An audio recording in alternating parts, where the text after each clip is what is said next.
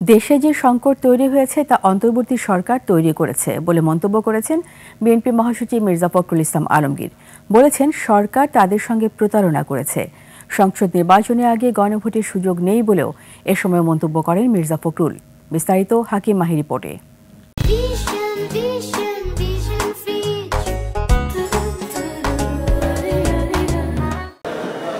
জাতীয় সমাজতান্ত্রিক দল জেএসডির আয়োজনে আলোচনা সভা। আলোচক হিসেবে যোগ দেন বিভিন্ন দলের নেতারা।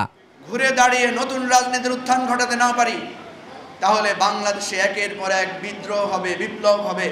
এ সময় আলোচকরা গণভোট নিয়ে রাজনৈতিক দলগুলোর মধ্যে যে সংকট তৈরি হয়েছে তার তীব্র সমালোচনা করেন।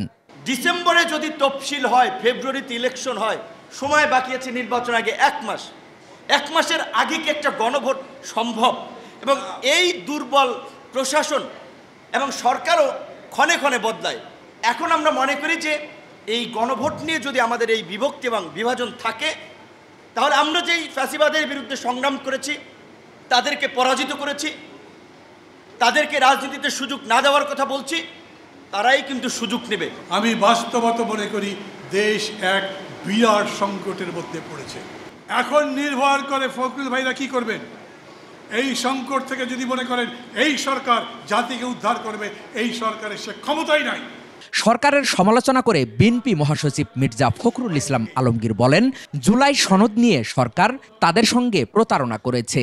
আজকে যে সংকট তৈরি হয়েছে, এই সংকট সত্যিকার অর্থে তৈরি করেছে বর্তমান অন্তর্বর্তীকালীন সরকার এবং তাদের যে কমিটিটা তৈরি করেছিলেন, অর্থাৎ রিফর্মস কমিশন। এই কমিশন আমরা যে নোট অফ ডিসেন্টগুলো দিয়েছিলাম সেগুলো উল্লেখ করা হয়। সেই জন্য আমরা বলেছি যে এখানে বিশ্বাসঘাতকতা করেছেন, জনগণের সঙ্গে প্রতারণা করেছেন, যেটা আমরা তাদের কাছ থেকে আশা করি। নির্বাচনের আগে গণভোটের আর কোনো সুযোগ নেই বলেও জানান বিএনপি মহাসচিব। কিন্তু আমরা খুব পরিষ্কার করে বলতে চাই, গণভোট নির্বাচনের আগে করার কোনো সুযোগ এখন আর নাই। নির্বাচনের দিনই গণভোট হবে, সে কথা আমরা পরিষ্কার করে বলেছি।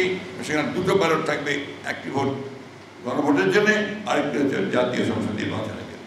মির্জা ফখরুল আর বলেন, নির্বাচন বিলম্বিত হলে জনগণ ক্ষমা করবে না।